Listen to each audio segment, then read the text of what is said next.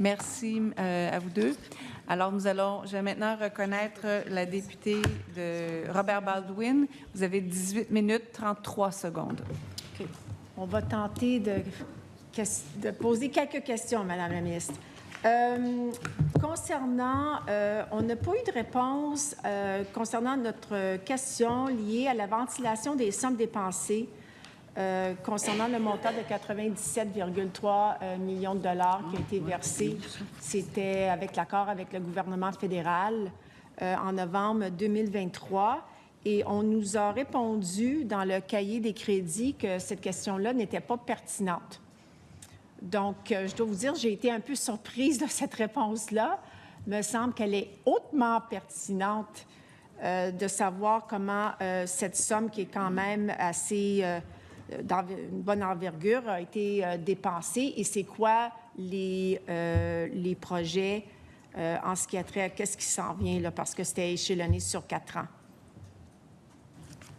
Madame la Présidente, il y a une directive qui existe à l'effet que dans les études de crédit, on ne répond pas pour les crédits fédéraux. Alors, ça me fera plaisir de répondre aux crédits que nous avons engagés en conditions féminines, mais c'est le fédéral qui doit répondre de ses propres crédits. OK. Bien, d'accord. Alors, je vous invite à poursuivre, soit reformuler votre question sans que ce soit à propos des crédits fédéraux ou de passer à une autre question. Bien là, c'est un montant d'argent. Il y a eu un accord avec le gouvernement fédéral. Donc, le Québec a reçu ou va recevoir la totalité de 97,3 millions. Et donc, pour la première année, ça, c'était en novembre 2023, je crois que c'est allé à la condition féminine. Donc, qu'est-ce que vous avez fait avec le premier versement d'argent? C'est allé dans quel programme? Madame la Présidente, je pense qu'on ne peut pas faire par la porte d'en arrière ce qu'on ne peut pas faire par la porte d'en avant. Alors, nous sommes en train de vérifier cette directive, alors peut-être passer à une autre question. merci. Madame la ministre, je voulais voir avec vous, est-ce que vous avez pris connaissance du dernier, c'était le rapport du coroner, novembre 2024, qui a fait une étude, c'est l'examen de décès liés à la violence conjugale. Il y avait une étude de 16 événements de violence conjugale ayant causé un total de 24 décès. Il y avait une série de recommandations émises par le coroner à l'attention du secrétariat de la condition féminine. Et je voulais savoir quel est, en ce moment, est-ce que vous avez commencé à mettre ces recommandations-là en œuvre? Est-ce que vous pouvez répéter votre question? Je m'excuse. Si vous aviez, parce qu'il y a plusieurs recommandations, Madame la ministre, je vais vous parler là à la page 19-20, il y a comme 5 recommandations. Il y a 2 autres recommandations concernant les femmes immigrantes, la méconnaissance des ressources d'aide et leur méconnaissance de leurs droits. Et aussi des recommandations concernant la prévention de suicide parce qu'il y a eu une augmentation de suicides, malheureusement, de femmes qui sont victimes de violences conjugales. Donc, je voulais savoir si vous aviez pris connaissance du rapport et des recommandations, puis c'est quoi le plan d'action en ce qui a trait à la mise en œuvre de toutes ces recommandations-là? J'ai pris connaissance du rapport qui a été, en fait, déposé au ministère de la Sécurité publique. Et j'y vais de mémoire réellement. Oui, vous avez raison qu'il y a plusieurs recommandations, puis on s'est quand même penché sur cette question-là. Et encore une fois, ce qui nous a interpellés dans ce rapport-là, qui faisait état d'un certain nombre de féminicides importants, c'était que il fallait en faire plus continuer nos efforts pour protéger les femmes, mais ce que j'ai surtout constaté, c'est que, bon, d'abord, on a investi aussi auprès de différents milieux pour aider, supporter les hommes. On a mis un certain montant d'argent pour 150 000 $ sur 2 ans pour un projet à cœur d'homme, l'homme suicide, agir pour mieux prévenir. On a aussi accéléré, en fait, poursuivi le travail concernant les bracelets anti-rapprochement et nos campagnes de sensibilisation à la violence conjugale. Cela dit, la question que je me pose toujours quand il y a mort d'une femme, elles ne sont pas toujours comptabilisées comme des féminicides, mais quand même, ce sont des drames humains importants. C'est est-ce qu'on connaît ces femmes-là? Est-ce qu'elles ont cogné à nos portes, à une de nos portes du réseau pour obtenir de l'aide? Et dans 99, je vais me laisser une marge, mais dans 99% des cas, ça n'arrive pas. Alors, il y a des femmes qui nous échappent, mais je vous dirais qu'avec les efforts importants qu'on a faits, et ça, je pense que les femmes du milieu le reconnaissent, on a pu contribuer à sauver beaucoup de vies. Et ça, il n'existe aucun registre dans ce sens-là pour nous dire à quel point on a pu contribuer à aider les femmes à sortir de ce cycle infernal qu'est la violence. Mesdames, j'ai obtenu la réponse. Oui. Alors, la règle de la pertinence dans le cadre de l'étude des crédits doit être appliquée de manière plus souple que dans les autres mandats. Madame la ministre ne peut pas parler de crédits fédéraux, mais quand c'est interrelié, Madame la ministre peut répondre à la question de la députée de Robert Baldwin. Et je comprends aussi pour ajouter qu'il n'y a pas de directive en place là-dessus. Donc, j'aimerais bien comprendre comment on a dépensé, où est allé cet argent et quels sont les plans depuis le premier versement, parce que c'est échelonné sur 4 ans. C'est aussi pour contrer la violence conjugale et sexuelle. Donc, j'aimerais savoir comment l'argent a été dépensé depuis le premier versement et les projets pour les prochaines années.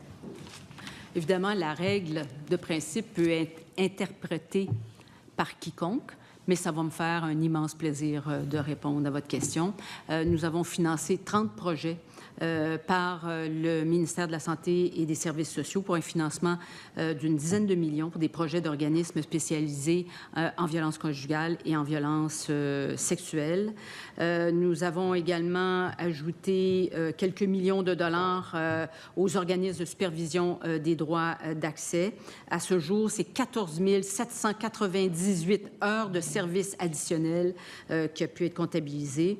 Les intervenantes ont été à peu près presque 60% des intervenantes ont été formées en violence conjugale.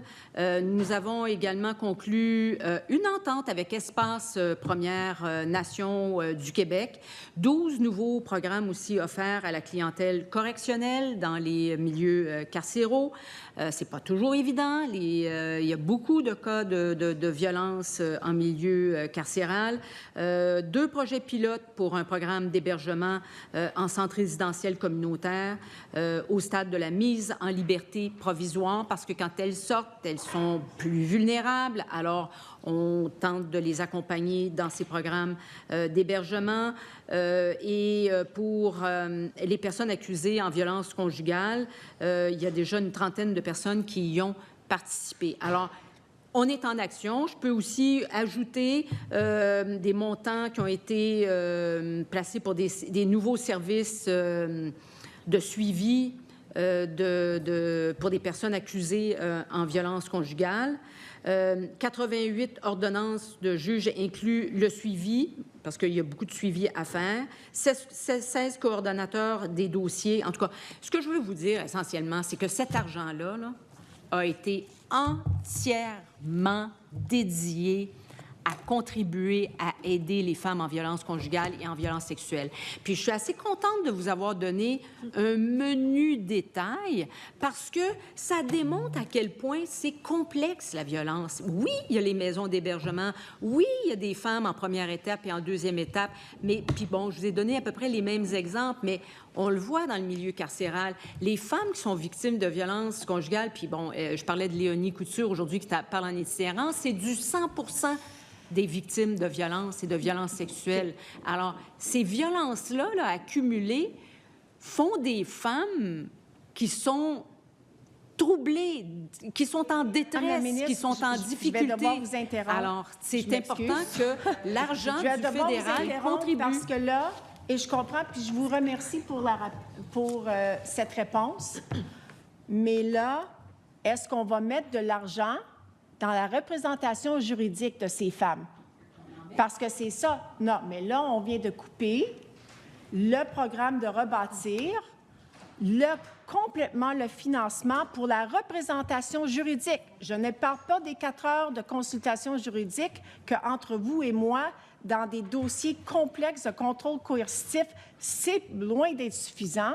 Mais là, on a carrément coupé le programme en ce qui a trait à la représentation juridique. Et ça, Madame la ministre, je sais pertinemment que ça va affecter beaucoup, beaucoup de femmes. Parce que c'est là où, lorsqu'on a le courage d'appeler pour aller chercher de l'aide, mais s'ils n'ont pas, elles n'ont pas de représentation juridique pour faire valoir leur recours et leurs droits devant un tribunal, souvent, ils vont retourner à l'agresseur. Et donc, on n'est pas plus avancé. La représentation juridique, et Madame la ministre, il y a de plus en plus de femmes victimes de violences conjugales qui se représentent seules devant les tribunaux. C'est aberrant. Il faut faire quelque chose et il faut remettre ce programme en vigueur pour les femmes victimes de violences conjugales. Donc, avec l'enveloppe que vous avez reçue du fédéral, je ne peux pas croire qu'on ne peut pas mettre de l'argent dans ce programme qui est hautement pertinent et important pour, je vais vous dire, la vie de ces femmes-là. Bon, d'abord, si vous voulez demander au gouvernement fédéral de mettre de l'argent dans tel ou tel programme ou tel projet, vous n'êtes pas au bon forum. Ce que je vais vous dire par rapport à ce programme-là, c'est par rapport au projet Rebâtir, puis je vais vraiment de mémoire parce que c'est pas très clair, mais c'est un projet pilote qui prenait fin en septembre 2024 et on a décidé de ne pas le reconduire. Et la raison pour laquelle ce programme-là a été mis en place, c'était parce qu'on craignait certains conflits d'intérêts dans certaines communautés, parce que c'est petit, alors que l'avocat connaît tout le monde, en tout cas. Puis finalement, on s'est rendu compte que ce n'était pas tout à fait le cas et que les services n'étaient pas si utilisés que ça.